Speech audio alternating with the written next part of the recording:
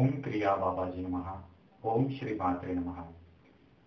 विश्व के परम गुरु श्री महाअवतार बाबा जी, उनकी बहन श्री नागलक्ष्मी माता, ललिता परमेश्वरी का साक्षात विग्रह श्री आनंदमयी माता, श्री दत्तात्रेय जी, श्री परशुराम जी, श्री आदि शंकराचार्य जी और मेरे शरीरधारी गुरु को प्रणाम करके आज के अनोखे और दिव्य सत्संग को शुरुआत करता हूँ। सबसे पहले आप सभी साधकों को नमस्कार और श्री विद्यापीठम से मैं आप सभी का मेरे चैनल पर स्वागत करता हूँ। आज मैं आपके सामने एक अनोखा विषय रखने वाला हूँ कि बुद्ध और वशिष्ठ जी का वृत्तांत, कि जो बुद्ध और वशिष्ठ जी का वृत्तांत है वो महाभैरवी अर्थात पार्वती ने भगवान शिव जी को, महाभैरव को बताया था रुद्रयामल तंत्र में। अब ये विषय मैं आपके सामने क्यों रखना चाहता हूँ। सबसे पहले कहूंगा कि ये सत्संग जब शुरू हो रहा है तो पहले ये सत्संग सुनने से पहले अपने मन में कोई संकल्प कीजिए और संकल्प से ये सत्संग सुनिए, क्योंकि इस कलयुग में सबसे ज्यादा पुण्यवान वही होता है कि जो सही स्वरूप से सही सत्संग सुनता है। श्रोता, श्रवण करने वाला भी श्रोता होता है, वही वक्ता से ज्यादा पुण्यवान होता है। अगर दिन भर कोई बहुत बार ललिता सहस्त्रनाम का पाठ भी करे, नवावरण अथवा कोई भी मंत्र का जाप भी करे, कितने भी माला, पर अगर कोई व्यक्ति साधक इसका जाप नहीं कर रहा है और सही स्वरूप से सही सत्संग सुन रहा है और अपना ज्ञानार्जन कर रहा है, अपने जीवात्मा को आगे बढ़ा रहा है ज्ञान से, तो उसको ज्यादा पुण्य मिलेगा। क्योंकि शास्त्रों में कलयुग में यही कहा गया है कि जो श्रवण करता है, सही ज्ञान लेता है, उसी को ही मुक्ति का आगे का रास्ता प्राप्त होता है।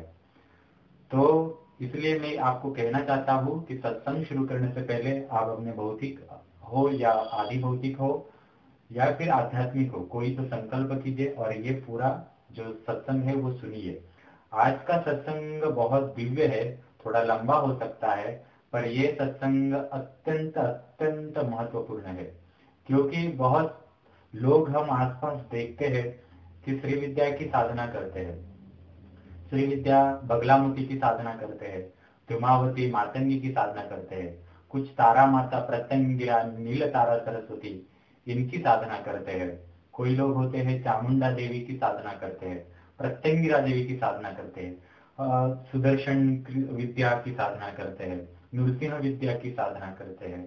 तो हर एक साधना के जो मंत्रों के जाप करने के बाद उनको कोई फलीभूत ऐसी कुछ अनुभूति नहीं आती। भैरवों की साधना, योगिनी यक्षियों की साधना करते हैं कि जिससे कि उनको सिद्धियां मिले किसी व्यक्ति को। अप्सराओं की साधना करते हैं, स्वर्णाकर्षण भैरव की साधना करते हैं और इनसे सिद्धि नहीं मिल पाती, लोग थक जाते हैं। कुछ लोग तो मैंने ऐसे देखे हैं कि श्री विद्या साधना की यहाँ आज दीक्षा करेंगे, उससे सफलता नहीं मिलेगी तो दूसरे गुरु के पास जाएंगे, वही सेम दीक्षा लेंगे, यानी मंत्र ही सिर्फ ले लेंगे, उसमें नवावरण पूजन वगैरह कुछ होता नहीं है। खाली एक दिन बैठो और 4-5 घंटे में कुछ मेडिटेशन करो, लेक्चर सुनो और मंत्र ले लो, बस। मंत्र के पीछे क्या ताकत होती है वो पता ही नहीं होती। आज सारी जगहों पे यही चल रहा है। इसके कारण हुआ क्या है कि मैंने देखे कि बहुत बड़े बड़े शहरों में हमारे हिंदू जो लोग होते हैं, वो हिंदू लोग हिंदुत्व का त्याग करके मुस्लिम या क्रिश्चियनिस्ट की तरफ बढ़ रहे हैं। उनके पास जाकर समाधान पाना चाहते हैं। उनको ऐसा लग रहा है कि भारतीय मंत्र शास्त्र की अब ताकत कम हो चुकी है, इतना करने से कुछ फायदा नहीं हो रहा है। तो सबसे पहले एक बात आपको समझना होगा कि इन सारी महासिद्धियां जो है, ये सारे जो मंत्र है, 10 महाविद्याओं के हो या उनके लेवल के जो बड़े मंत्र है, जो महाशक्ति को जागृत करते हैं, आपको सिद्धि प्रदान करते हैं, आपके शरीर के अंदर बहुत बड़ा तेज और दिव्यत्व पैदा करते हैं, इनको समझने के लिए आपको उस लेवल तक जाना पड़ेगा। यह सब कुछ ऑनलाइन से नहीं होता। भले आप अगर ऑनलाइन कुछ कर रहे हैं तो जिससे आप ये ऑनलाइन कर रहे हैं या फिर जिस शिविर में आप जा रहे हैं, उस गुरु से आपकी मुलाकात, बातचीत, रूबरू भेंट, ये होना अत्यंत आवश्यक है। साधना लेकर आप, मंत्र लेकर आप घर पे आ जाते हैं, तो जब आप वो साधना करते हैं उसमें भी आपको हर रोज या हफ्ते में 2-3 बार तो गुरु से पूछताछ रूबरू होना, आपके साधना में क्या क्या बदलाव आ रहे हैं, ये पूछना अत्यंत अत्यंत आवश्यक है। क्योंकि क्या होता है कि आप अगर किसी मंत्र को ले रहे हैं और वो बहुत बड़ा शक्तिशाली मंत्र है 10 महाविद्याओं में या श्री विद्या में, जैसे कि तत्सम स्वरूप में जो भी मंत्र है, और आप अपने ही बलबूते पर, अपने ही आत्मविश्वास पर उसे जाप करना चाहते हैं, तो वो शक्तियां जो होती है आपको तहस नहस कर देती है। क्योंकि गुरु का संकल्प पहले आपके शरीर के ऊपर होना अत्यंत आवश्यक है। उस मंत्र के ऊपर भी गुरु का संकल्प होना अत्यंत आवश्यक है, तभी जाके वो कभी थोड़ा बहुत काम करेगा, 1% या 2%। ये बात समझ लीजिए मित्रों, ये इतना आसान नहीं है। तो आज मैं आपके सामने एक कथा रखने वाला हूँ जो रुद्र यामल तंत्र में लिखी हुई है। इससे आपको ये तो समझ में आएगा कि किस प्रकार से घड़ाई होती है। कोई एक प्रकार से किसी सभागृह में 3-3, 4-4, 5-5 हजार लोग बैठे हैं और ऐसे लोगों को कोई स्टेज पे एक गुरु बैठ के मंत्र की दीक्षा दे रहा है और कह रहा है कि ये सब कुछ तुम्हें मिल जाएगा, नाम फेम सब कुछ भगवान सारे तुम्हारे घर पे आ जाएंगे और तुमको सब दे देंगे। और ऐसे लोग कहते हैं कि तुम्हारी घड़ाई होगी, गुरु के पास ये होना चाहिए, वो होना चाहिए। और अगर आपको गुरु को आपका नाम ही पता नहीं तो घड़ाई क्या होगी। तो इन सारी अपयश जो होता है, इन अपयशों के पीछे क्या रहस्य होते हैं, व्यक्ति की घड़ाई किस प्रकार से होनी चाहिए, ये बहुत सारे रहस्यों की एक कथा रुद्र यामल तंत्र में दी हुई है। रुद्र यामल तंत्र का सप्तदश पटल जो है वो मेरे सामने है और मैं आपको बताता हूं कि किस प्रकार से ये आगे आगे भैरवी ने भैरव जी को बताया। ये बुद्ध वशिष्ठ वृत्तांत है। एतत् तत्वं विना नाश न पश्यति कदाचन वशिष्ठो ब्रह्मपुत्रोऽपि चिरकालं सुसाधनम् चकार निर्जने देशे कृच्छेन तपसा वशी शतसहस्रं वत्सरं च व्याप्य योगादि साधनम। अर्थात देवी कह रही है, हे नाथ, बुद्ध वशिष्ठ वृत्तांत में यही तत्व है जिसके बिना महाविद्या का दर्शन नहीं होता। पूरा ठीक ठाक से आप मित्रों सुनिए क्या देवी कह रही है भगवान शिव जी को। ब्रह्मा के पुत्र वशिष्ठ जी ने भी बहुत काल तक निर्जन स्थान में निवास कर बहुत बड़ी कठिन तपस्या में श्रेष्ठ साधना की। इस प्रकार वे योगादि साधना निरंतर करके 1 लाख वर्ष तक करते रहे। यानी योग विद्या और महाविद्या की साधना ब्रह्मा जी के पुत्र वशिष्ठ मुनि, आप जानते ही होंगे वशिष्ठ मुनि को, राम जी के वो सबसे प्रिय गुरुदेव थे। वो 1 लाख वर्ष तक ये अलग अलग साधना निर्जन स्थान पे कर रहे थे। 1 लाख वर्ष यानी आप अंदाजा लगा सकते हैं। देवी आगे कह रही है, तथापि साक्षात विज्ञानम न बभूव महीतले ततो जगाम क्रुद्धोसो तातस्य निकटे प्रभु सर्वं तत कथयामास स्वीयाचार क्रमं प्रभो अन्य मंत्रम देहिनाथ ऐसा विज्ञान सिद्धिता। अर्थात इतना करने पर भी उन्हें इस पृथ्वी तल पर साक्षात महाविद्या का विज्ञान नहीं हुआ। यानी जो वो साधना 1 लाख वर्ष तक महाविद्या और योग साधना की कर रहे थे, मंत्रों की जाप साधना कर रहे थे, 1 लाख वर्ष तक इतनी साधना करने पर भी उन्हें वो साक्षात महाविद्या जो है उसका पराविज्ञान, वो जो ज्ञान है, वो दिव्य ज्ञान उन्हें प्राप्त नहीं हुआ, उसकी अनुभूति नहीं हुई।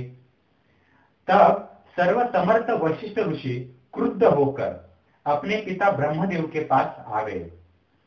हे प्रभु, वहां जाकर उन्होंने, यानी भगवान शिव जी से भैरवी कह रही है, वहां जाकर उन्होंने अपने पिता से सभी आचार का क्रम बतलाया और कहा, हे पिता, मुझे अन्य मंत्र प्रदान कीजिए क्योंकि यह विद्या सिद्धि ही नहीं दे रही। सोचिए मित्रों कितनी गहरी बात चल रही है भैरवी और भैरव में, यानी शिव पार्वती में। एक मंत्र से उनको सिद्धि नहीं मिली, निराश हो गए और वशिष्ठ जी अपने पिता ब्रह्मा जी के पास चले गए और उनसे कह रही है कि मैं ऐसे ऐसे आचारों से सब कुछ ये साधना कर रहा हूँ, पर मुझे सिद्धि ही नहीं मिली, वो विज्ञान ही नहीं समझ में आया। तो आप दूसरा मंत्र मुझे प्रदान कीजिए जिससे कि ये साध्य हो सके। तो आगे देवी कह रही है, अन्यथा सुदृढ़ं शापं तवाग्रे प्रददामि ततस्तं वारयामास एवं न कुरु भो सुता पुनस्तां भजे भावेन योग मार्गेण पंडित ततस्सा वरदा भूत्वा आगमिष्यति ते ग्रताः। अर्थात यदि आप ऐसा नहीं करते तो मैं उस महाविद्या को आपके आगे ही दृढ़तर शाप दूंगा। यानी निराश हो गए वशिष्ठ मुनि और कह रहे हैं, हे ब्रह्मा जी, हे पिता, अगर आपने मुझे वो मंत्र प्रदान नहीं किया जिससे कि सिद्धि, वो विज्ञान मुझे समझ में आए, तो मैं उस महाविद्या जो है, उस महाविद्या को मेरे तपोबल पर उसको श्राप दूंगा। तब ब्रह्मा ने उन्हें मना किया। ब्रह्मा जी घबरा गए और उन्होंने रोका ब्रह्मा जी ने वशिष्ठ मुनि को और कहा, हे पुत्र वशिष्ठ, ऐसा मत करो। हे पंडित, तुम पुनः भावपूर्वक योग मार्ग से उन महाविद्याओं की आराधना करो। पुनः ऐसा करने से वह वरदायिनी बनकर तुम्हें आगे ले जाएगी। फिर से आश्वस्त किया ब्रह्मा जी ने वशिष्ठ मुनि को और कहा कि वो ऐसा श्राप मत दो और फिर से साधना करो। फिर से आगे, सा देवी परमा शक्ति सर्व संकट तारिणी कोटि सूर्य प्रभा नीला चंद्र कोटि सुशीतला स्थिर विद्युल्लता कोटि सदृशी काल कामिनी सा पाति जगताम लोकान तस्या कर्म चराचरम। अर्थात देवी आगे कह रही है, वह देवी परमा शक्ति है, समस्त संकटों से तरण और तारण करने वाली है। वह करोड़ों सूर्यों के समान कांतिमती तथा नीलवर्ण है और करोड़ों चंद्रमा के समान सुशीतल भी है। सर्वदा स्थिर रहने वाली और करोड़ों विद्युल्लता के समान प्रकाश करने वाली महाकाल की कामिनी है। वह समस्त जगत के लोगों का पालन करने वाली है और यह चराचर जगत उनकी ही कार्य है। यानी ये सब कुछ चराचर जगत जो चल रहा है, स्थूल हो, सूक्ष्म हो, कारण हो, महाकारण हो, संपूर्ण जगत उस महाकाल की महाशक्ति जो है महाकाली, वही चला रही है। वही कामिनी महाकामेश्वरी है, वही ललिता परमेश्वरी श्री विद्या की षोडशी है। मित्रों, ब्रह्मा जी इस प्रकार से वशिष्ठ मुनि को समझा रहे हैं कि श्राप मत दो, ये शक्ति बहुत बड़ी है, तुम आगे बढ़ो, तुम्हें वो देवी प्रसन्न होगी ही होगी। अब देखो मित्रों कि हम लोग जो है किसी शिविर में जाते हैं, मंत्र लेते हैं और हमें संयम नहीं होता, और वशिष्ठ जी ने 1 लाख वर्ष तक तपस्या की है, फिर भी उनको वो सफलता नहीं हासिल हुई है। और यहाँ पे लोग कोई बगलामुखी का ले रहा है मंत्र, कोई नवारण का मंत्र ले रहा है, कोई संजीवनी का मंत्र ले रहा है कि जिससे उनका कुछ ना कुछ हो जाएगा, कल्प विद्या उनको आ जाएगी, कोई मृत संजीवनी का मंत्र ले रहा है। सोचिए मित्रों, ये सब कुछ इतना आसान नहीं है। पहले घड़ाई किस प्रकार से होनी है, वो साधन आचार किस प्रकार से हमें समझ के लेना है, वो समझ के ले लीजिए। आगे देवी कह रही है, भैरवी कह रही है, भज पुत्र स्थिरानंद कथम शक्तुम समुद्यता एकांत चेतसा नित्यम भज पुत्र दयानिधे।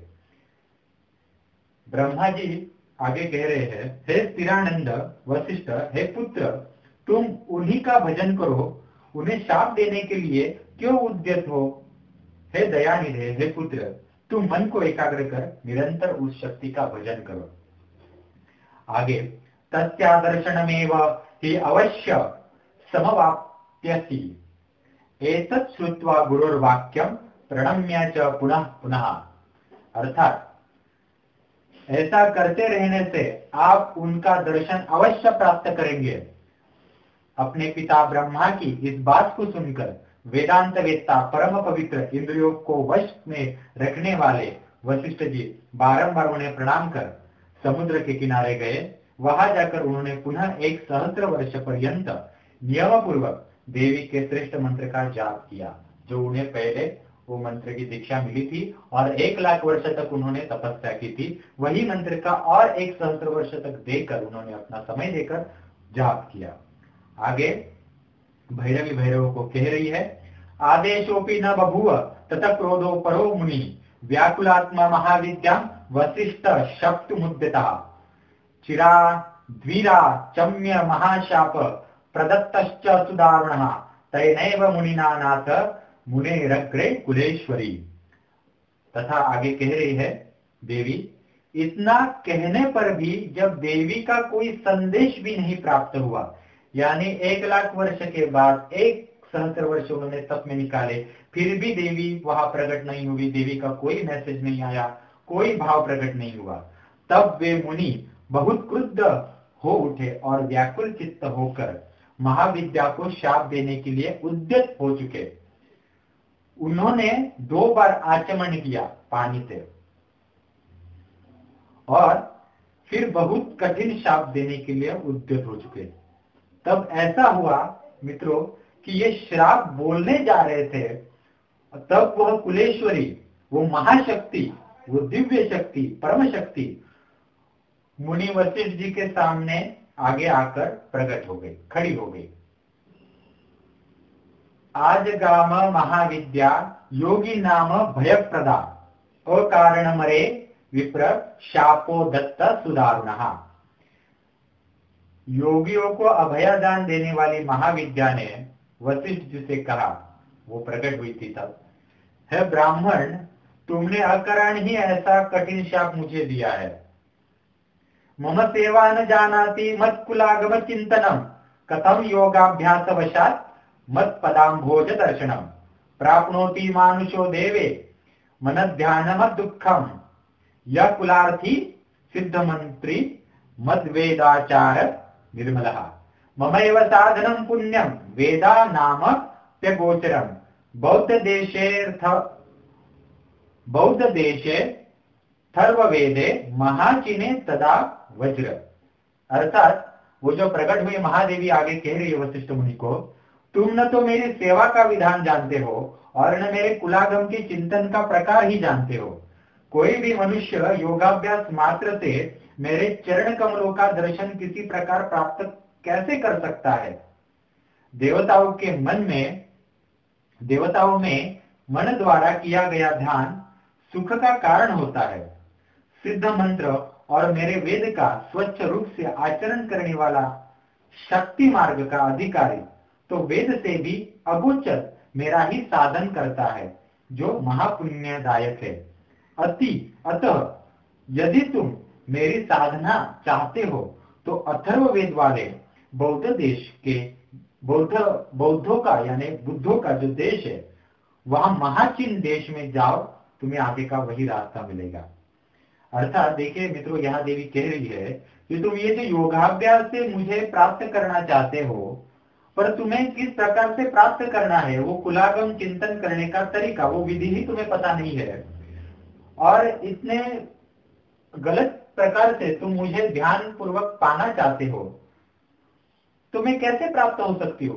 पहले तुमने गुरु से ही नहीं किया है, तुम्हें आचार और विद्या किस प्रकार से लेनी है पता नहीं, और तुम मुझे श्राप देने के लिए उद्युक्त हो चुके हो। उस अथर्ववेद का अभ्यास करो, अगर तुम्हें वो शक्ति मार्ग का कुलगामी अधिकारी मिला तो मैं जरूर तुम्हारे ऊपर प्रसन्न होगी। तो देवी ने ये कहा है, देखिए आगे कह रही है, तत्र गत्वा महाभावम विलोक्य मत पदाम्बुजम मत कुलज्ञो महर्षेत्वम महासिद्धो भविष्यति। अर्थात देवी कह रही है महर्षे, वहां जाकर अत्यंत भावपूर्वक मेरी साधना से मेरे चरण कमलों का दर्शन करोगे, मेरे कुलाचार जान लोगे, तब महासिद्ध तुम अपने आप हो जाओगे। आकाश में रहने वाली उस वायवी शक्ति ने इतना कहकर शीघ्र ही निराकार रूप धारण कर लिया। अर्थात जो वायवी शक्ति महाविद्या श्राप देने पर वहां प्रकट हुई थी, उसने क्या कहा कि अथर्ववेद को जानने वाला वो जो विद्या है, चिनाचार महाचिनाचार विद्या है, वह बुद्ध देश महाचिन में तुम जाओ, वहीं पे तुम्हें आगे का रास्ता मिलेगा। आगे देवी कह रही है, ततो मुनिवरा श्रुत्वा महाविद्यां सरस्वतीं जगाम चिन्ह भूमो च यत्र बुद्ध प्रतिष्ठिति पुनः पुनः प्रणम्यासो वशिष्ठ शिति मंडले रक्ष रक्ष महादेव सूक्ष्म रूप धराव्यय।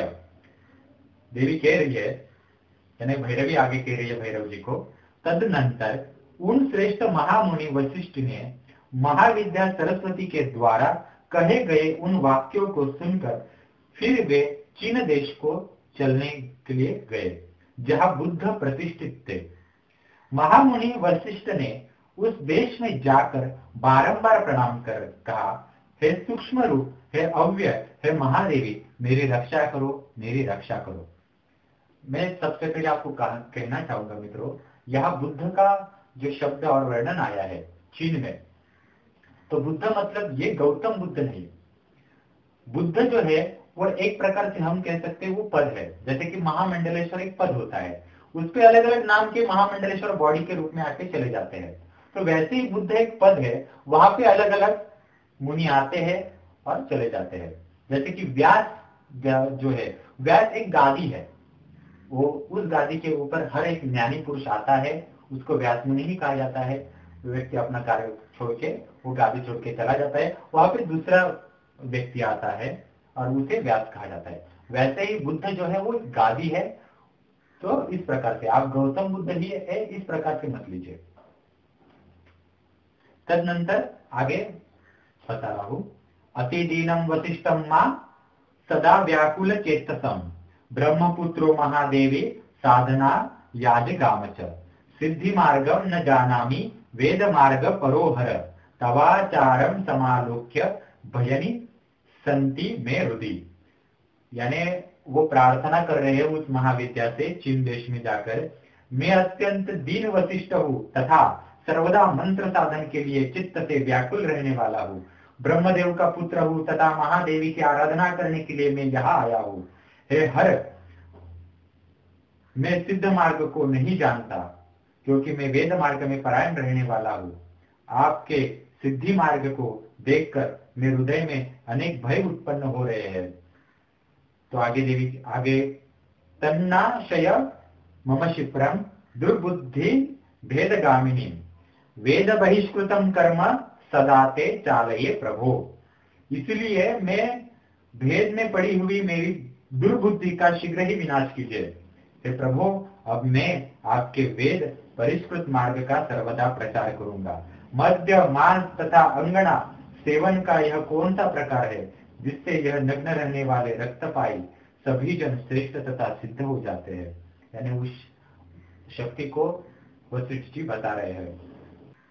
आगे मुहुर्मुहुर्हु प्रपवन्ति रमयन्ति वरांगणा सदा मांसांसवे पूर्णा मत्ता रक्त विलोचना निग्रहानुग्रहे शक्ता पूर्णांत करणोद्यता वेदत्यागोचरा सर्वे मद्य स्त्री सेवने रता। अर्थात हे बारंबार मद्यपान करते हैं ये लोग, वारांगनाओं को रमण करते हैं, मद्य मांस तथा आसव से उदरपूर्ति करते हैं।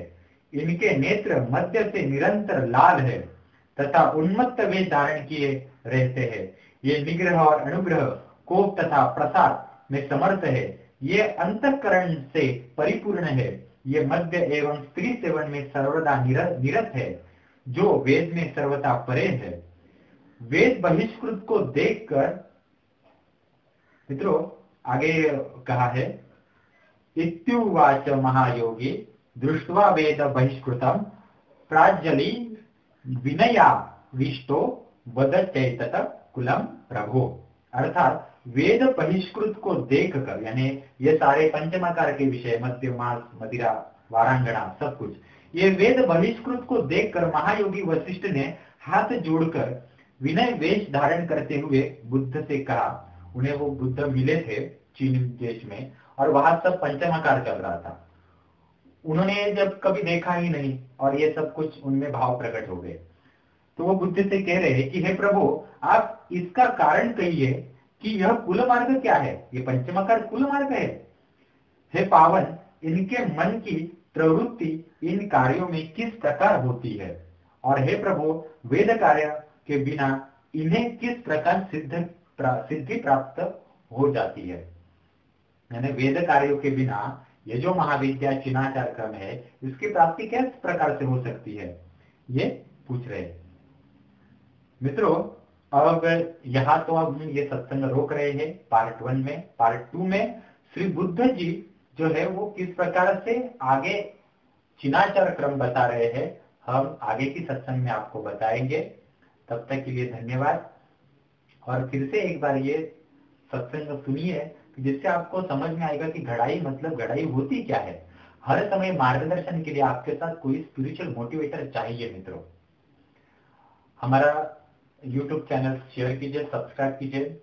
अगर आपको कुछ विषय पूछना हो तो मेरा मोबाइल नंबर डिस्क्रिप्शन बॉक्स में लिखा हुआ है, हमारा ईमेल आईडी भी लिखा हुआ है, हमारे ब्लॉग के ऊपर भी भेज दीजिए, वहां आपका ईमेल आईडी भी रजिस्टर कीजिए। और आगे हम दूसरा सत्संग आपके सामने प्रस्तुत करेंगे। जुड़े रहिए मित्रों। धन्यवाद।